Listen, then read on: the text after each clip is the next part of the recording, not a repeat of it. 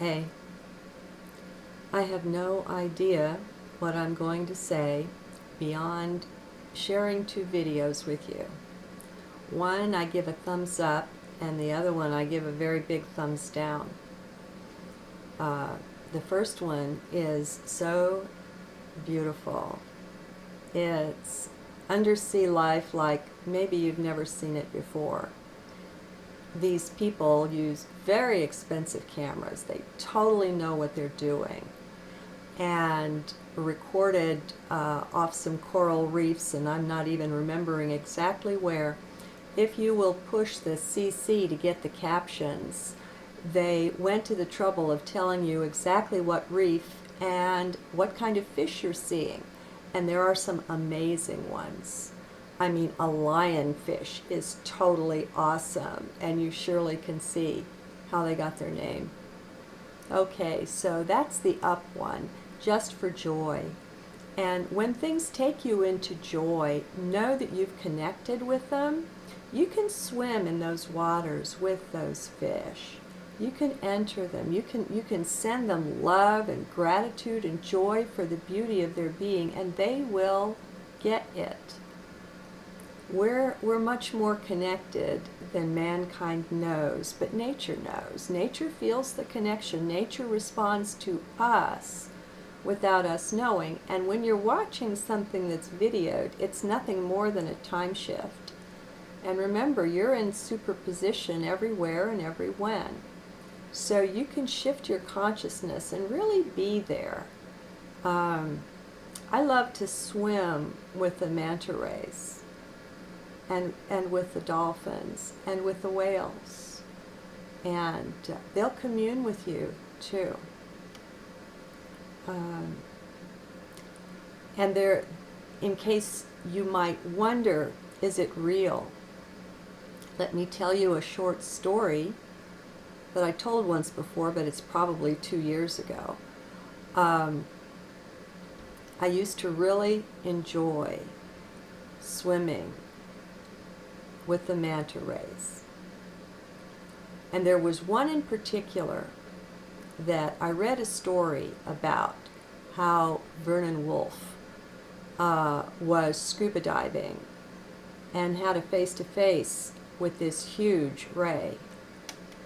And they went basically out of body on a journey, and the ray took him for a tour here and there. It was surprising and amazing. I'll give you a link.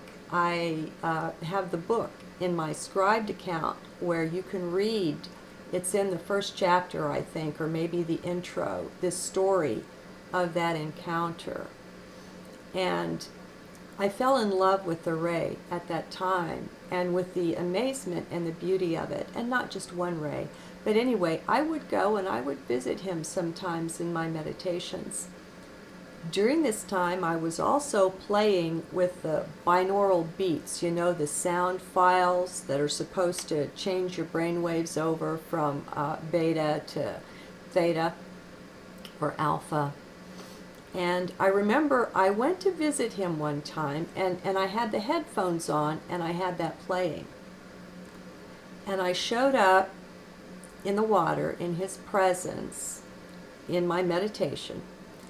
And he kind of paused, and he pulled back, and he looked at me and let me know very clearly he didn't like that.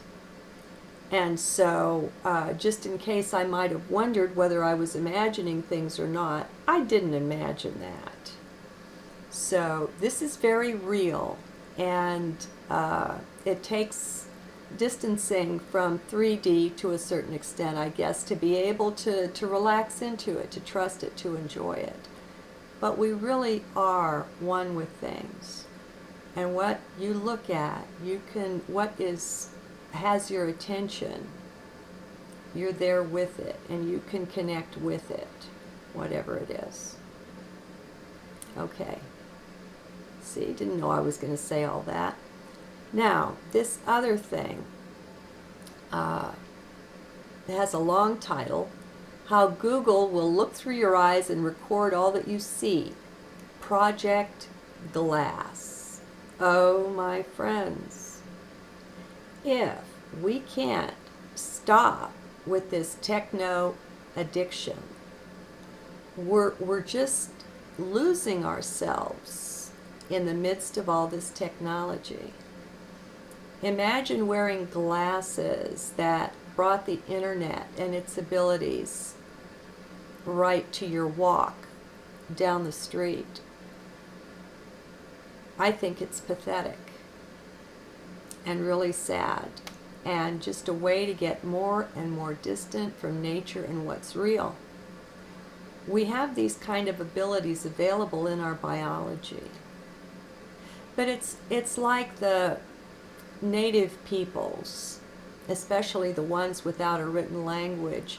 They had powers of memory that we have too, but we don't know how to access them. No one ever taught us. And because we have all the tech toys to put our lists in, that part of our biology has gotten flabby with no use. The more we plug into technology, the less we plug into biology and into inner and higher self. So I hope if any of you initially get delighted with the idea, that you will give it a very big second thought and tune in and see if your heart really guides you in that direction. Okay, now that's all I brought to share. I've just been laying around the last couple or 3 days waiting for whatever this is to lift. And it doesn't really seem to be lifting much. I don't know, I'm taking cinnamon and cloves now. I was already taking the cinnamon, and I picked up the cloves from a Jessica Mystic video, one of the Shabby Shack ones, and I'll put these links in the transcript for you, so just click over to Scribed, and the things I'm talking about you can check out for yourself, including those 2 videos, of course. So it may be, people have worms too. Did you know that? We worm our pets. We worm our livestock. We worm our children. Now, why is it we don't think to worm our own bodies? Do we think maybe that we don't have anything running around in there? Well, we do. And so cinnamon and cloves is easy enough to take. You can get your cloves. The cinnamon's fun, but you need like a teaspoon at a shot, so that's kind of a lot. So right now I have them both in capsules to take. And, sometimes when your body is working through something and eliminating something, it can kind of slow you down. And for whatever reason, I was so surprised when yesterday, I think it was, I woke up, it was after 3 p.m. It's not like I didn't get enough sleep either. So I don't think there's a sleeping sickness on me here, and I don't feel like I'm alone either. We're together in a lot of things, so if you felt yourself really sluggish and tired and feeling kind of heavy, maybe it's just the energy that we're going through right now. I've heard it said by a couple of people, one an astrologer and one kind of a predictor of other kinds, that July would be really hard. Well, they were right. I didn't really feel any let up for except for maybe 2 or 3 days, once or twice during the whole month. It was really heavy. I kind of hope August isn't like that.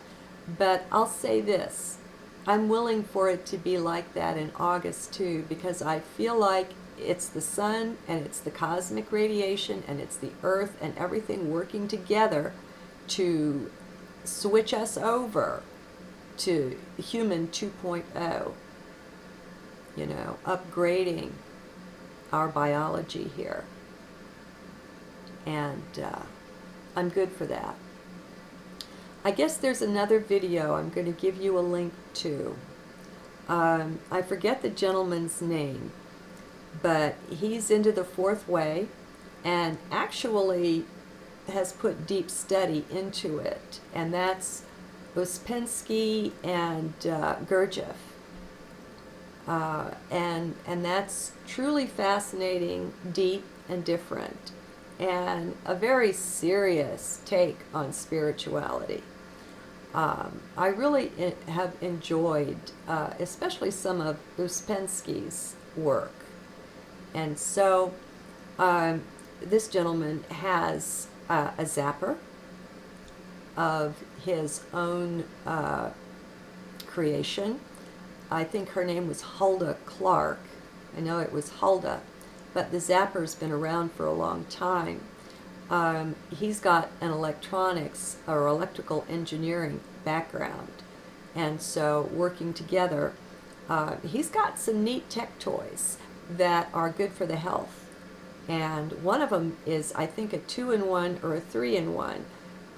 You plug into one end and it makes colloidal silver for you, and you plug into another end and it's something that will electrify your blood and wipe out the parasites that are in your blood. And I'll let him tell the story. He does a good job of it. He takes over 20 minutes to explain it slow enough for us newbies or non-electrical engineering types to get it. So there's a little batch of goodies for you. I don't know, I just... And maybe that's all I need to say for today. I tell you what, I've got a journal or two written. I'll go ahead and I'll read one of those, because I really don't want to pass my heaviness on to you. But I know how I feel when there's certain ones I wait for them to come out with their videos on a regular basis or their blogs. And I look forward to it. I know it feels really good. So I wanted to get something out there for you. So I'll see about loading this up today. Oh, and I guess one more thing. I did upload a video today, but it was because somebody made a comment on one of my 2010 videos from way back when I was brand new, pretty much, to putting myself on the internet, and I was awkward and kind of tense and everything. But at the, you know, it was supposedly on Nostradamus, and I spent probably a solid 5 minutes or more just chattering about stuff, about how I was feeling. And so she wrote me a little comment and said, you know, if Nostradamus is in the title, you should talk about Nostradamus. So I went back and I redid it, and I chopped all that chattering off. So just to let you know what that was all about. Have a blessed day. Remember, you're divine. Good day.